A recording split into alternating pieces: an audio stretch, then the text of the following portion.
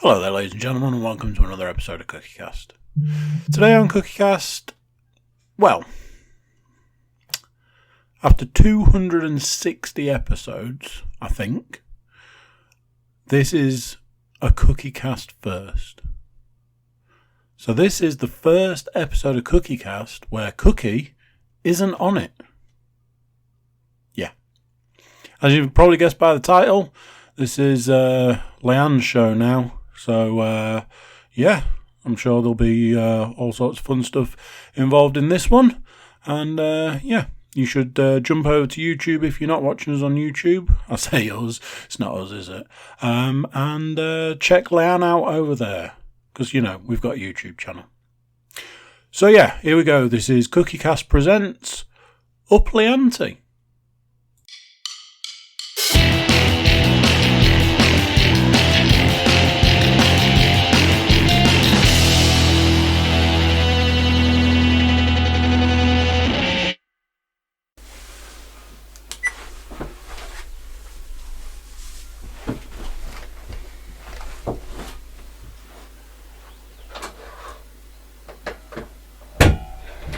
Good evening, people. I'm Lianne, I'm your host. I am doing another episode of Up Liante on the Cookiecast podcast on the host site. It's been 2 weeks since I last did my podcast. This evening I am on my own. I've not got anybody to sit with me and talk to or bounce off, so it's the first time I've tried doing this, so bear with me, please. A lot has happened, I guess, in that space of 2 weeks. Not particularly for me to update on my podcast, but just generally speaking from the virus aspect. We are week 1 into the UK lockdown. Been exactly a week, actually. That's given a slightly different perspective on life. Been a little bit cooped up. We have the opportunity to go out and exercise once a day. I have tried to take advantage of that where possible, although it took me a few days to start taking that advantage. I was alright for the first few days. The first day of the lockdown, we had to go out and take the baby to the doctors, so it was kind of a normal day, being able to leave the house as we needed to. Doctors obviously being quite stringent, so the 3 of us, we all went, but only myself and the baby were able to go inside. It was very... had to wait for the door to be unlocked by the nurse, and then step back, let the nurse retreat, and then come through the door, and then go into the waiting area. Where there wasn't already somebody in there, so we were sat in opposite corners. It was all very strange. Anyway, that was an opportunity to get out of the house. Probably didn't leave the house for a couple of days after that, but went out for a walk with the baby after a couple of days. Just walked around the block. Might have been 2 or 3 days. Can't quite remember, but just seeing people out and about. There's quite a lot of people out walking, restricted to their 2s or just family units out, and it was quite nice just to see people around and be able to say hello to random people as you're passing. I managed to go do some shopping on Saturday. I just went on my own to do that and just sort of quick in and out. Again, quite busy, but there's restrictions on the number of people that can be in the supermarkets at any one time. I didn't have an issue. I didn't have to queue because I went in the afternoon. I think people are focusing on going in the morning. They're the ones that are finding they have to queue. People, I guess, are worried that stock will run out, so they want to be there early, pick up what they can. I was able to get most of what we needed. Pasta continues to be an issue. There was no toilet roll, not many cleaning products or hand wash. Eggs, couldn't get any eggs, but these are all things that we can sort of live without at the moment. We do have supplies of them, and then I've been for a walk with the baby again today. I am reduced to 1 full day's work a week and then trying to work on evenings. to catch up where I can, keep on top of my workload. It's not possible to look after a baby and try to fit working around it. So we've had to work between the pair of us and find a way that works best so that we can deliver our work roles.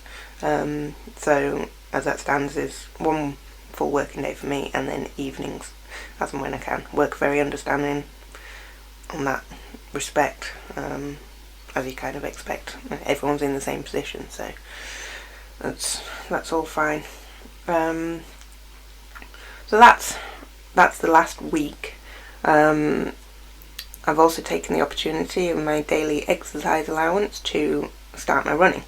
So going into the running update, we've been, as I say, it's been 2 weeks since the last podcast recording, and I have been out running 3 times. Now, I understand that over a 2 week period, that's not very many times to have been running, but I only, as when I was a child, sort of in the summer holidays, with all best intentions of doing your homework in the first week or so that it was done and out the way, but inevitably you end up doing it on the last weekend before you're due to return to school. I did not go running for 10 days or so since the last recording, and first went out on Saturday morning. I knew that this recording was coming around, so I was thinking I must not let my listeners down. As I said, I wanted this to hold me accountable, and so it did, and it twisted my arm into actually getting out there. I thought, I can't do my second podcast and say I still haven't been running. So Saturday morning I was up and out early-ish, 9 o'clock, 8 o'clock or something, and as discussed last time, my approach was just to run for as long as I could and then walk or run intermittently thereafter and back home. So I set off. I did a 2.5 minute walk, which basically takes me down the end of our street onto the next road and up to the main road. I would just walk up into the main road. It did take me 3 minutes when I was running a couple of months back, but now I can make that walk in 2.5 minutes, and started running, and managed to run for just 5.5 minutes.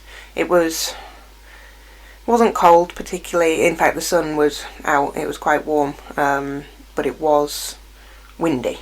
So I was struggling with trying to catch my breath and breathing aspect of running when you're getting back into it. So managed to cover half a mile in my 5.5 minutes, and then I think I walked for 1.5 minutes or so, and then ran for 1.5 minutes, and then I was basically back on the doorstep. So that covered a mile in total, and took me 13 minutes bang on. Nothing great about that in terms of the distance or the time, but just happy that I got back out there. Second day I went running was Sunday, so again I went in the morning. Same approach, so my 2.5 minute walk up to the main road, and then I managed to run for 6 minutes, so just a 30-second increase, but still better. It was incredibly cold and windy again, so I was struggling, but as I say, just glad to have done a little bit more than the previous day, which is all I want to do at the moment, is improve on where I am currently, and then just do that slow and steady, then I'm happy. I tried to vary my route, so although I tend to walk up to the same main road, sometimes I turn left at the top of there, sometimes I turn right, so that I'm not measuring myself on the distance that I know that I ran the previous day. And I guess in some regard that does help, and a few days or a week into it, inevitably I run that same route again, and I know how far I will have run, to which point I stopped, and I know that I want to try and run past that. But by that point in time, I will have already done a few runs and know that I can run for a longer duration or distance, so it doesn't matter as much. So I try to vary the route, so I'm not always measuring myself on my last run or where I stopped at, and I just literally run until I feel like I can't go anymore. So yeah, 6-minute run on Sunday. Again, I think I walked for a minute and a half and then ran for a minute and a half or so, can't remember exactly. But by the time I got home, the mile route had taken me 12 minutes,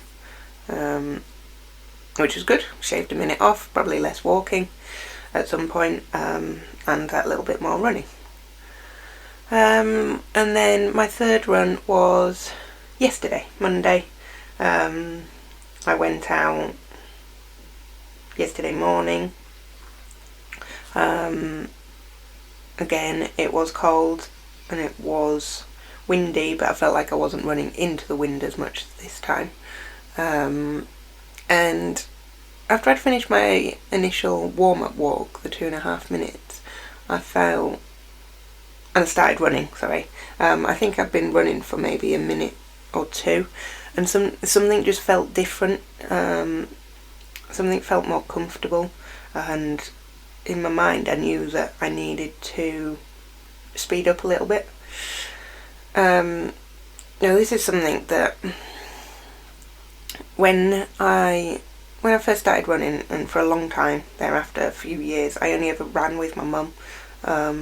So her pace was the only pace that I ever knew, and I was quite comfortable with that. When we both entered the York Marathon, and we would be out training for that, I started to notice that I would pull away from my mum a little bit, and I'd end up jogging on the spot, letting her catch up with me at various points. And she always said then that I could run more comfortably at a faster speed than she could. I never really thought a lot of that. I knew what she meant because I did pull away from her, but she was the only person I ran with, so I had no other means of testing it. That never got put into practice. When we entered the York Marathon, I think we got to the 5 mile mark and my mum needed a break, and she wanted to walk for a little bit, and I knew that in my mind I didn't, and she knew that. So she told me to run on at that point, and we separated. It was very emotional. I think I mentioned before, or maybe not, the reason we entered it was it was the same year that my uncle Darren passed away from cancer. That was 7 years ago now. The anniversary was just the other day, on Friday in fact. I lose my train of thought. We separated at that point, and although I tried to run, the emotions, I was crying a lot on and off when I saw various family members saying that me and my mum had to separate. It was a big deal, to be honest. I didn't get very far or very much further running on my own at that point, and the whole route was hard work.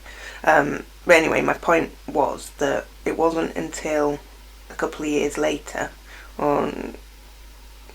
that we entered the Leeds half marathon together, and my mum had ended up having to pull out. I think it was only a couple of months prior to it taking place. It's a May event, I think, and she'd had to pull out maybe around the March or something because she'd broken her foot or something had happened. Can't remember, maybe it was a broken toe, and she knew that she couldn't wear her trainers and get out training. We had been training together up until that point, but she had to pull out. So it was that realisation that I was going to have to face this half marathon on my own. And my mum saying that I would always be able to comfortably run faster on my own. I don't think I'd really ever run distance on my own at that point. I was thinking, how am I going to manage? Sort of without my mum there to pace me. But even though she wasn't in a position to train, she would come out on her bike while I was trying to run these distances on my own. And I would listen to I could always cover shorter distances on my own sort of training, but I started listening to audiobooks, and that's what I needed. A lot of people need music when they're running, but audiobooks were my answer. It was something, music wasn't enough because the tempo in music sort of goes up and down, and I felt that affected my running. I would end up trying to run faster and slower, and it just threw me off pace. So audiobooks were what I needed, and it provided me that sort of distraction to take my mind away just from the monotony of running, of that one foot in front of the other. And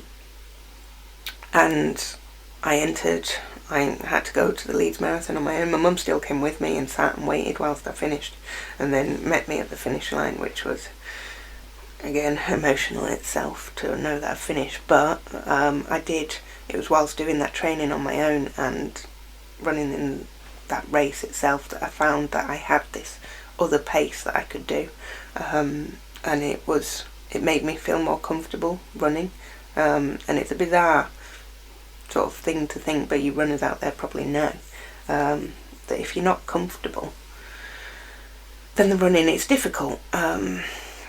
Simple enough, but my first two runs on Saturday and Sunday, my body just felt like, it feels like a dead weight, like all my effort has to go into picking my feet up and moving my body along with my feet. I just know that I'm not back in that zone yet, so it's hard. It's a slog. Whereas yesterday's run, as I say, just something felt different. My body almost felt lighter, my legs sort of a bit lighter, and I just needed to pick up the pace, which I did. And I felt like I was slipping back into my old running form almost, not to the same speed extent and not to the comfort level. It was still hard going, but the running form that I used to take, which is just to relax and my arms would be hanging down by my sides. I'm not one of these people that keep their arms sort of really folded up and using your arms to power you along. I'm much more like just keep my arms hanging down the side, slight bend in them, and it's almost more of a sort of relaxed approach, and that's what happened yesterday, which I've taken to be quite a good sign. So I managed to run for 8 minutes. 8 minutes it was yesterday. So a bit of a jump from a 6.5. And this goes back to when I started 3 or 4 weeks ago now, and I went out for 3 or 4 runs in a week, when I thought I was getting back into it then. And the first run I did in that session, I think I ran for 8 minutes. So going out this time, I've only got back to that point, but I do think it's been windier over this last week than it was when I'd originally started. So that mile I managed to cover it was 11 minutes 20 by the time I got back. No, that was by the time I'd covered a mile, and I actually went on a longer route that was 1.4 miles by the end, so it took me longer to actually get home, but the mile point was at 11 minutes 20, which I was pleased with, and I managed to do a second short run for I think for 3 minutes or so. So it's not huge steps forward, and for anybody out there that has tried to get back into running, having previously been at a comfortable level where you could run long distance okay, I mean, this is just worlds apart from where I was before, but I do feel like I'm making progress. So today has been a rest day. As I say, I've been for a walk, went out for a walk for nearly an hour or so, and that was just around the block with the baby. I don't know how far that is, probably 2 miles from my old running days of covering that route, but it's just good to get out there, stretch the legs, but have a rest day from running, and then hopefully I should be able to go again in the morning. Now I won't be able to go every day for the rest of this week, because again it's about juggling work with looking after the baby, and since the clock change on Saturday night into Sunday, baby has been waking up at the equivalent of a normal time, so she usually wakes up at 7:15, which meant that when we were still having to go into the office, I was able to get up at 6, which is my natural waking up time. And I'm not saying that would be my time. That would be my time to go for a run. That isn't what ever happened. That was just my time to get up and get showered and get dressed and feed the cats and whatever before the baby woke up. Now that the clocks have changed, she is for some reason waking up at 6:15. I'm just trying to think.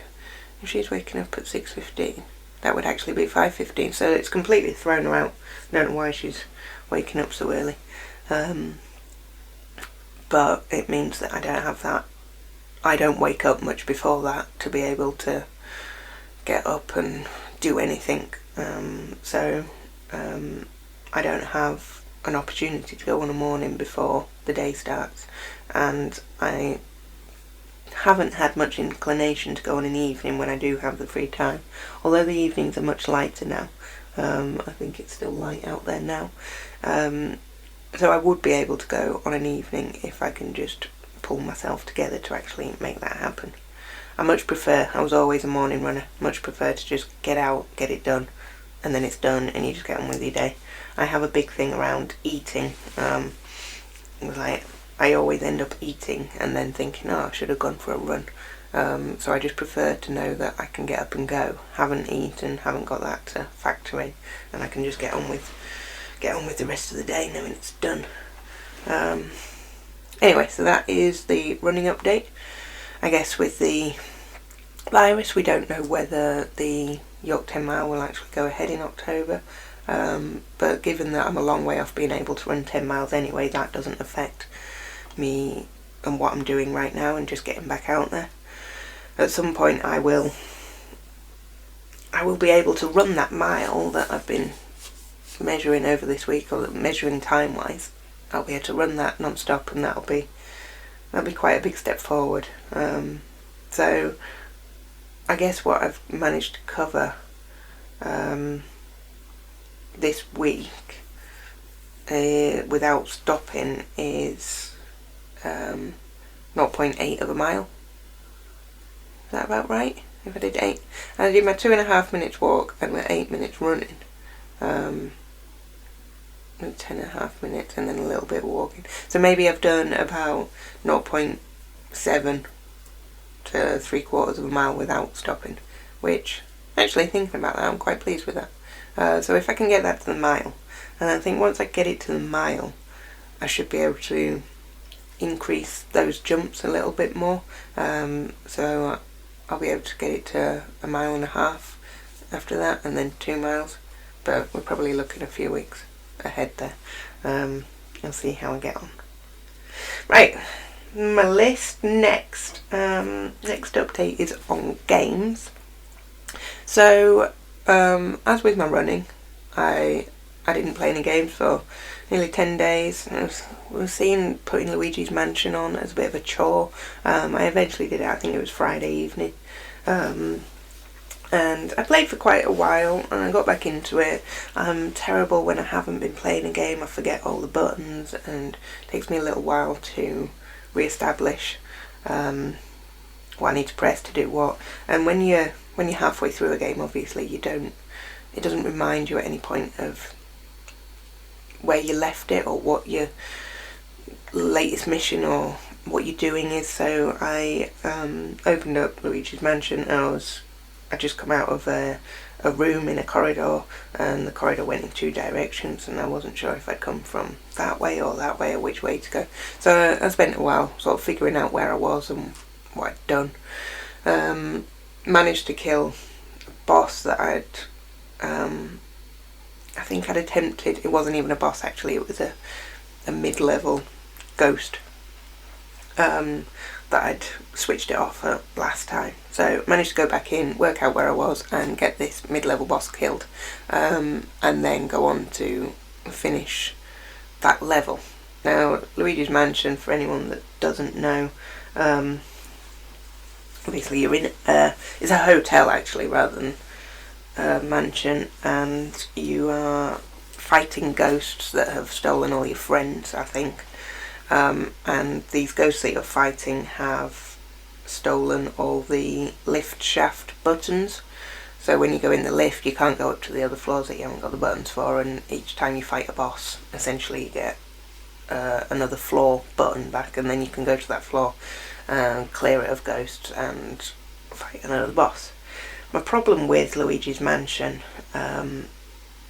is that I'm finding it too repetitive, and I don't have any drive to want to put it on to play and get to the next level. It's, I think, just fighting ghost after ghost. It's just not for me. Each one is different, and you have to do different things. But essentially, I'm just gonna have to pause this. I don't know. I think a power on the laptop has just popped up. Hold on.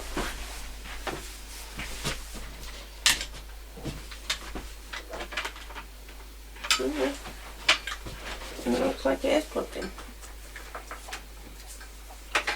It's plugged in. Let me check it. No, okay. And we'll just resume and carry on and hope for the best. I don't know why the laptop screen flashed up. It looked like it was a power cable that it was suggesting wasn't in. But we'll carry on, hopefully. So yes, the repetition on the ghosts, it's not working for me. They have different, as you would expect with different boss, they have different ways that you have to kill them. Essentially what you're trying to do is suck each ghost up in your Hoover thing that it carries around. It's got a proper name, I can't think what that is right now. And there's a lot of all the ghosts that you find along the way, you have to suck them up, and to do that you usually have to stun them and then start sucking their tail end, essentially, and dragging away from them.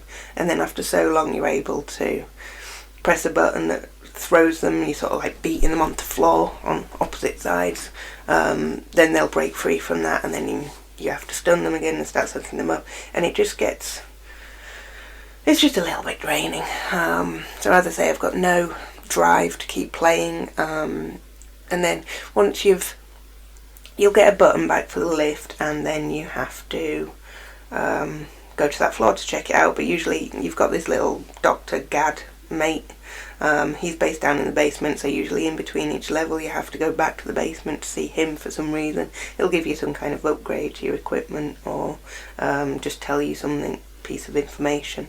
So it's one of those typical games, it really is, that you go to A, you achieve something, then you have to go back to B, but then you find you have to go over to C, and then you need to go back to B, and you just backwards and forwards. And most games are like that, but just for some reason this is particularly draining.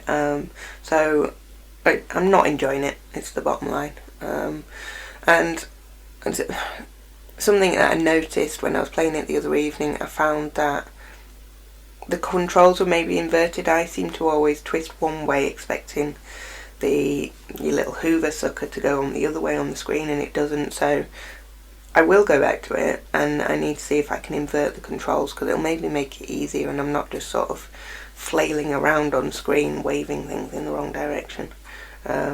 So I will go back to it, but because I was struggling with it, I thought it was time to progress onto a different game.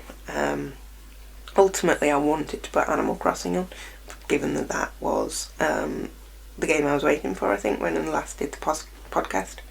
That arrived, and it still sat tight in its wrapper, because, as we mentioned, I had Zelda, which was still wrapped from Christmas. So Zelda has now broken free of its wrapping. I have been playing that for the last few days. I think I've played it every evening, so Saturday, Sunday, Monday. Managed to get into that. I think I am on to either third or fourth dungeon level, which is... dungeon levels are just the most draining aspect of any Zelda game. It's part and parcel. Everybody knows that is where you get your upgrades, it's where you find your sort of hidden items and things, but they're just hard work. I've had to revert to checking an online walkthrough on a number of occasions already. Not sure how long I've played the game, maybe, I don't know, maybe 5 hours or so into it, and I've had to check it on a couple of occasions, check the walkthrough already, just to give me some guidance as to where I'm going or what it is that I've missed. The map isn't huge, it's quite easy to sort of travel around between locations. Obviously it gets easier the more you progress, and you're able to get past certain obstacles as you get your upgrades and things. But yeah, just a couple of things I was completely lost as to what I was supposed to be doing, so I had to seek a bit of guidance on that. The game itself seems to have a huge Mario connection. I should maybe look up why that is, sort of what approach they were going with on that. But you've got your Bow Wows, the big chompy dog things on chains that are like a big boulder essentially. You've got your underground levels of when you're in the dungeon, you seem to go down some stairs and you fall into what looks like an underground side-scrolling level from Mario, like old school Mario, that also have the tunnels with the big flowers that come chomping out the top. There are lots of connections to Mario, which is quite nice to see. It gives a different aspect to the game, I suppose, and you're sort of always on the lookout for other little connections. The game itself, I'm enjoying. I've certainly had the incentive to put it back on each evening and try to progress.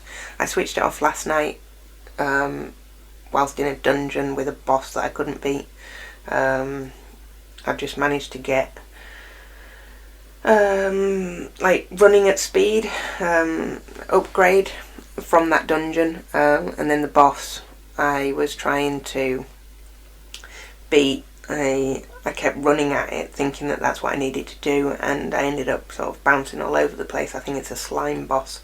I think what I actually need to do is go back and I was trying to, this slime starts off as like a ball of slime with an eye on it, and you've got to run at it and stab the eye with your sword, and then eventually it sort of splits into two. Now I was running at speed at this eye. Once you hold the button down, it just sort of keeps running, so it would stab the eye, and I keep bouncing off the wall, and it just stab it and stab and stab, and then as I was moving round I would hit it, and I ended up dying multiple times. 4 or 5 times I died. And in Zelda, or certainly this one, you die and you respawn where you are. Normally, if you're in the middle of a dungeon, you respawn at the start of the dungeon. So I was fighting a boss halfway inside a dungeon, I would die, and it would take me back to the beginning of the dungeon. So I have to make my way all the way back through the dungeon.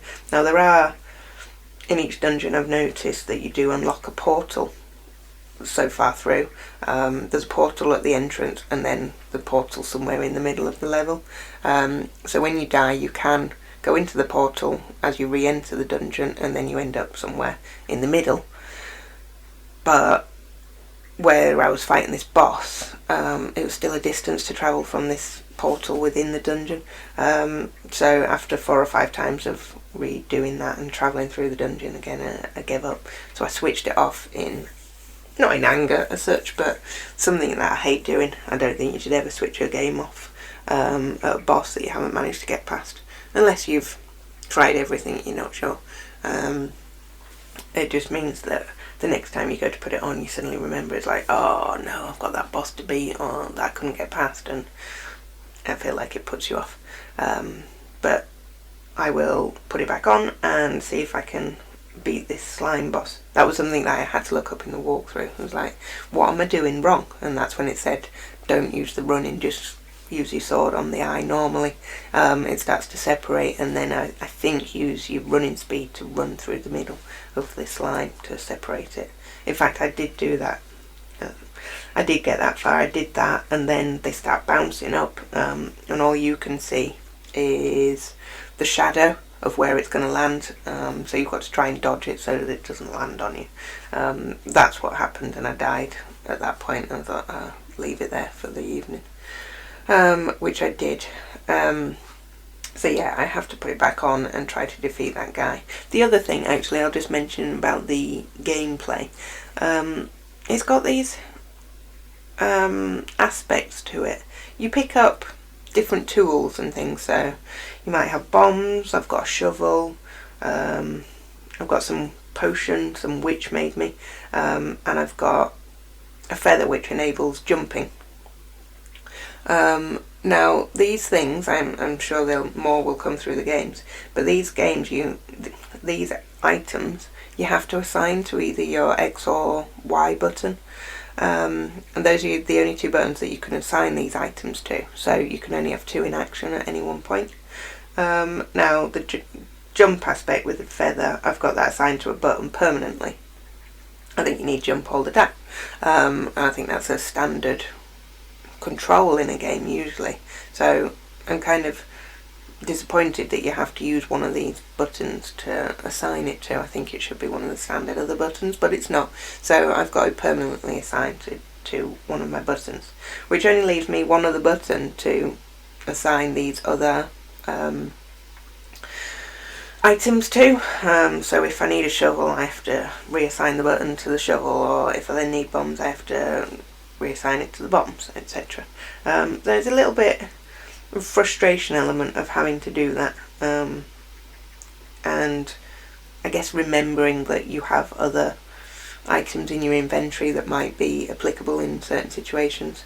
So it's just I understand that you'll have lots of items that you need to assign to the button to use or to remember to use, but I think it's just the fact that I've had to use one of them just for jumping. I guess maybe other people don't necessarily have jump as a function all the time, but I think it's quite a standard. Anyway, so yes, so far so good, enjoying Zelda. We'll see if that continues, and if I make the time to revisit Luigi's Mansion before we speak again.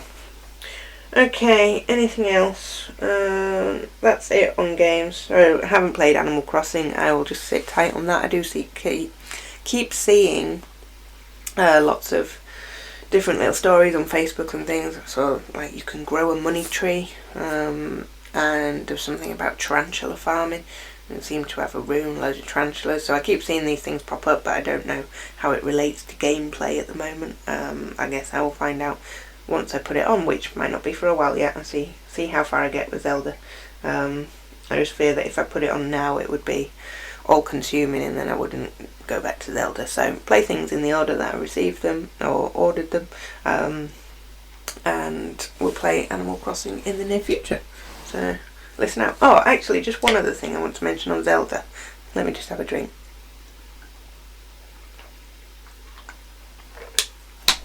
Sorry for anybody listening. Cookie hates Zelda. I don't know why this is. I've asked him. He's been sat there a couple of times while I've been playing, and he said that games like this make him feel physically sick, and it gives him a bit of a shudder. I sort of asked why, what makes him feel that way, and I'm not sure he can quite explain it.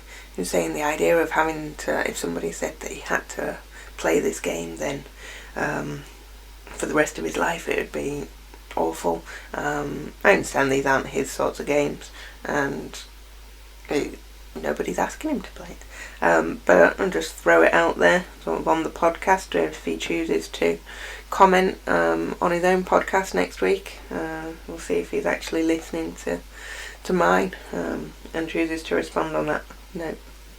Okay, so moving on to, well, technically not moving on, movies should be the next header, and I have not watched any movies in the last 2 weeks. I made a conscious sort of thought around this the other day. I was thinking, I haven't watched a movie, I wonder if I can find anything. I tried googling sort of the top best horror movies out there from the last couple of years, see if there's any that I've missed that I should catch up on. Nothing really sprang out. A couple of things that I've not seen over the years, like The Nun. I remember going to a movie at the cinema and seeing a trailer for it. I think I went to see Hereditary, which was a terrible film. I felt like that was hyped up to... I went with my stepdad and we were expecting to go see sort of quite a scary movie, and it was just bizarre. I think we went on a Sunday morning early showing, sort of the first showing at 11 o'clock or whatever, and there was only us and 2 other people in the cinema, and I think one of them left. So I'm not sure if that's a sign of how bad it was. I think me and my stepdad, we would have probably left if we could have, but I've never walked out on a film. I think you have that feeling that it might get better after you leave, so you like to see it through to the end. But anyway, I think I saw a trailer for Nun then and thought that was my sort of film, I should watch it. I'm not a jumper. When things spring up in front of you on the screen, I don't tend to jump, I can control it. My mum, on the other hand, she is. My mum is the worst jumper for things, just like shrieking and being scared. So I sort of pride myself on the fact that I haven't inherited that from her.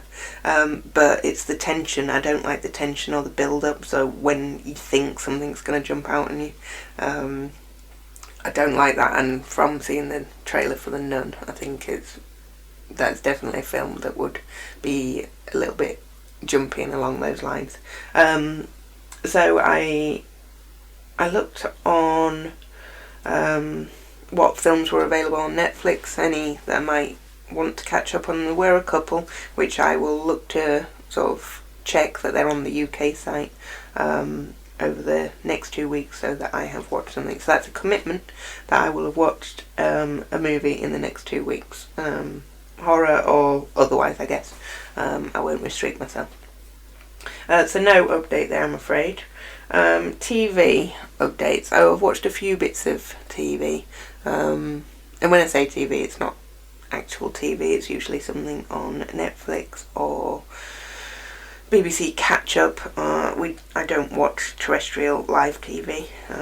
Everything I watch is on a streaming service. So I like documentaries, and generally real life. I think I might have said this before, but I like real life TV, even if that is maybe slightly scripted, like what am I thinking, like The Only Way is Essex or something. And I mentioned The Apartment when I spoke last time. They are sort of obviously not documentary, but it's based on real people doing things there and then. So anyway, I like documentaries, and I watched The Tiger King. I think it's a 7-part series, and I burned through that quite quickly over a few days. Intriguing show about a man that owned Big Cat sort of park zoo, and how he was accused of putting a hit out on another big cat rescue owner, a woman. I think she was targeting him to try and get into... She was against people owning big cats, so I think it was she was targeting him, saying that he shouldn't be owning these cats, and he has then been accused of sending somebody to kill her, which ultimately didn't happen. She was in the show. I've got my reflection on it. You don't know if this is the way it's been filmed, or they're only telling you one side of a story, I'm not sure. But I felt like I was on his side. This woman was portrayed to be not overly pleasant. She had she'd had a previous husband who disappeared. A lot of suspicion was thrown out against her as to whether she killed him killed him and then fed him to her tigers, her animals that she's rescued, or maybe she just set it up so that those animals went for him outright. Who knows? There was a sort of vein that he could have potentially disappeared, but there was lots of other things that didn't stack up in that regard. His wife had the wills, stole the wills, and then had them rewritten to include this bizarre reference that said that in his death or disappearance, she would inherit the many millions of pounds that he had, dollars. It's an American show, and they were sort of questioning, was that standard script that goes into a will, and saying absolutely not. No, it wouldn't be upon somebody's death, not on their death or disappearance. So they were saying nobody sort of foresees that they might suddenly disappear, so includes it in their will as a potential loophole. Quite odd. But this documentary, it includes all sorts of sort of there's maulings. There's somebody had their arm completely shredded off from the shoulder. I don't know if they must have recovered some of it, because the woman, I think she was called Saf in the documentary, she's got a stump. There's the main character, Joe Exotic is his name. He's into polygamy. There's the murder accusation. There's a suicide. There's reference to somebody else, a big cat owner. There's sort of potential cultism. He had all these young women wanting to join to work for him, and it was almost that once they, not just for him actually, but even for Joe Exotic, he preyed on sort of people coming out of prison, I think they were suggesting, or people with nowhere else to turn, to become staff members. And it was basically, once these people were in, it was hard for them to leave. The sort of cult aspect. There was a suicide included. It was just a whole lot of madness rolled up in this documentary based around big cats and tigers. Again, I was watching it, and Cookie was sort of in the room at various points while we were eating our tea and things, and he'd be like, what is this? What is it about? And my honest answer at the time would be like, I'm not entirely sure. I think he's been accused of trying to kill this woman, but I'm not sure what all the rest of this information is, or where it's leading to. Ultimately, I mean, spoilers, but he ended up in prison for this accusation, and I think he ended up bankrupt as well. Somebody came in to help him try to get back on track with his money and the zoo and things, and they came in and ended up taking the zoo off him, and he went to prison. I think it said for 20 years for getting this, for asking this person to try and kill the woman from the big cat rescue. For he'd been promised $5,000 but only paid $3,000, I think it was, and that sent him to prison for 20 years.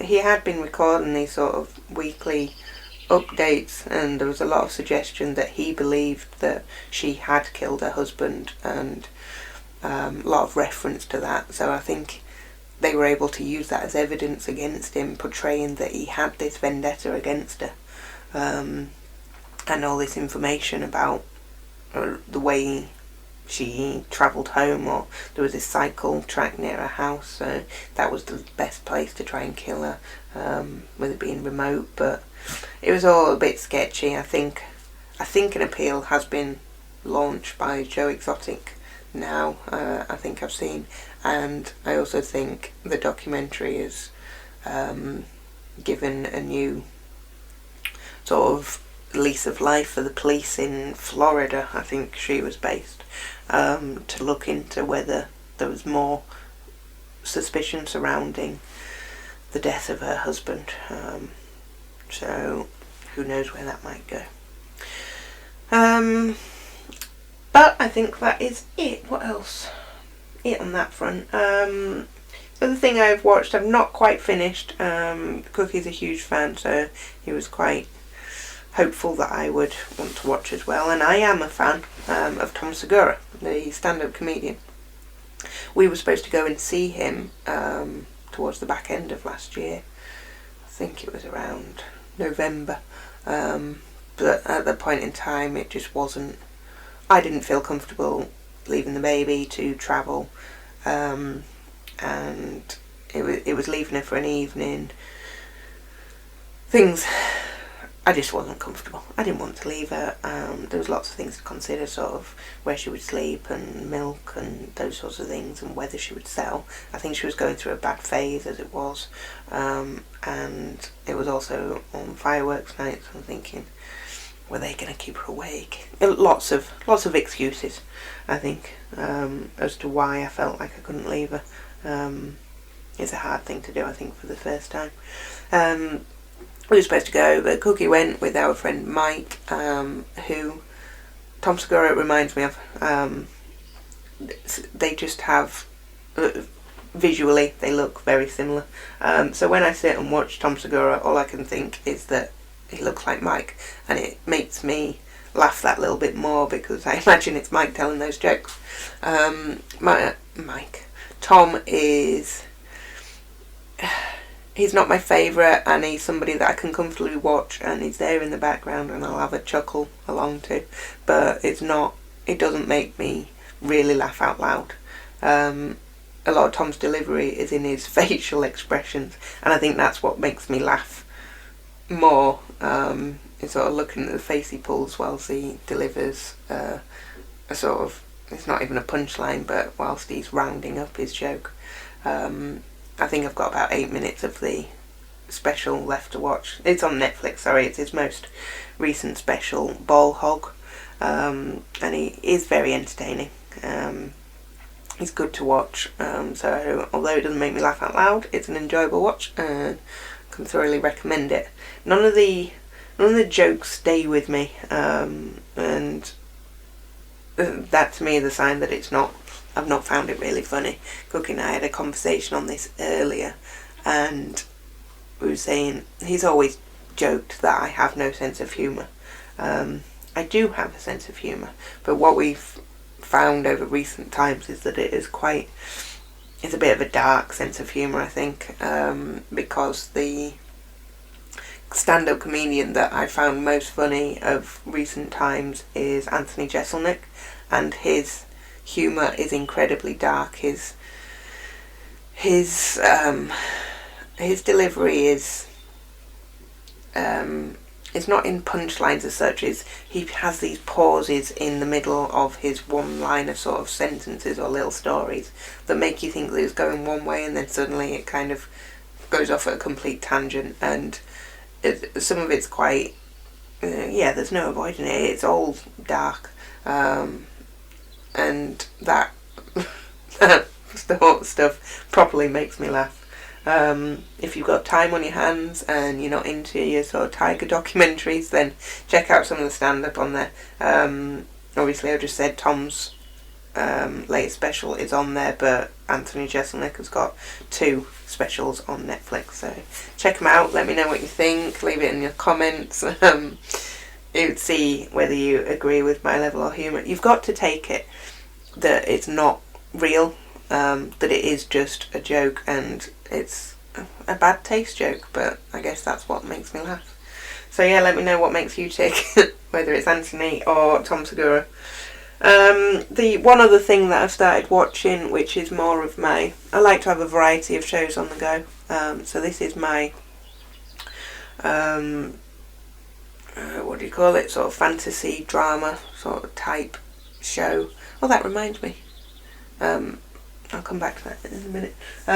So I've just started watching Lock and Key on Netflix, and that is some sort of fantasy TV show. I didn't really know what it was when I was putting it on. I could just tell from its name and this description that it looked a bit sort of magical, my sort of thing. So I've watched one episode, and there is a family that's had to move away for some reason. They are moving to this big house, which the youngest boy in the family is finding out from, I won't give anything away, but he's finding out from a source within the house that there are magical keys all around the house that do a variety of different things. So far he's found 2 keys, and they, well, one is an anywhere key. He can put it into a door lock and wish where he'll be going, and it'll take him wherever he wants. And the other one was being able to see, I think he believed that he was going to be able to see dead people, and it basically opened up a mirror, and the reflection of yourself within the mirror is not moving in time with your own sort of movements, and it was basically beckoning people into the mirror. It was a little bit creepy, and it reminded me of a recent horror film, Us, where there are people that look identical to you out in the world that were trying to kill you. It looks, so far I've enjoyed, as with every first episode of something I watch, you start watching it, the first half it's like, oh, am I going to like it, am I going to get into it, and the second half of the episode I was like, oh, this is quite good, I'm quite enjoying where this is going, so I will continue watching that and see where that goes. Let me know if you're watching it too, if you think it's been any good. And that's it on TV at the moment. I was going to mention another show that I'd just watched, and I cannot for the life of me think what it was. So maybe I'll come back to that next week, or when I record my next podcast.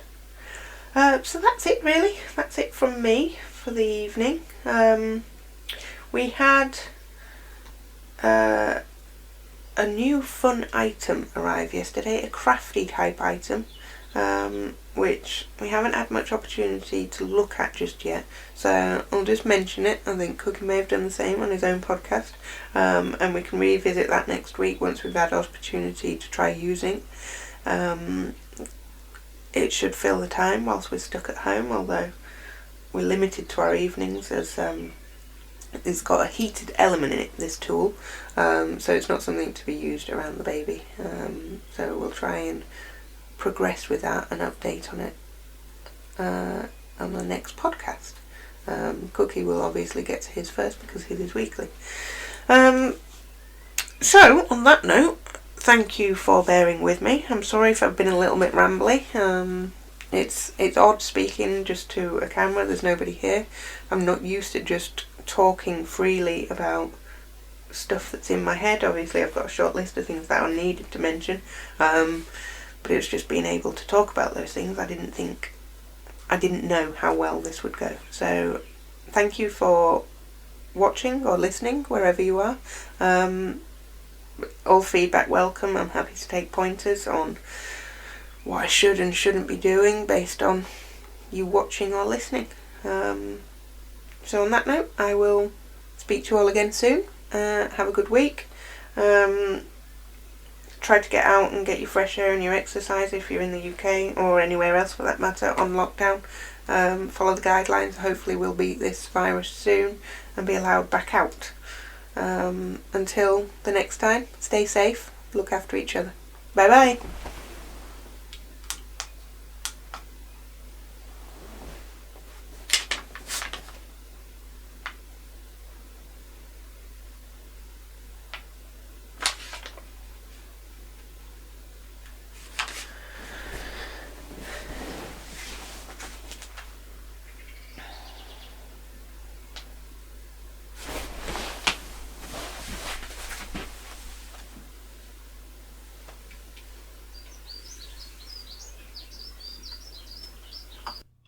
So there we go. What do you think to that? No, seriously, what did you think to it? I don't know what it was about. I didn't listen to any of it. Was it good? Cool. Tell you what, why don't you jump over to cookiecast.com, send me an email, and let me know whether it was any good. Let me know if I should listen to it. Jump back over to YouTube and subscribe, comment, share with every single person you've ever met. Then jump back to cookiecast.com and send us some social media love. Sounds like a job, which you should do. Now, join us next time. Join Lianne next time. I'm sure there's going to be more, so, come back for that. And until next time, I'll say bye, and I'll see you then. Bye.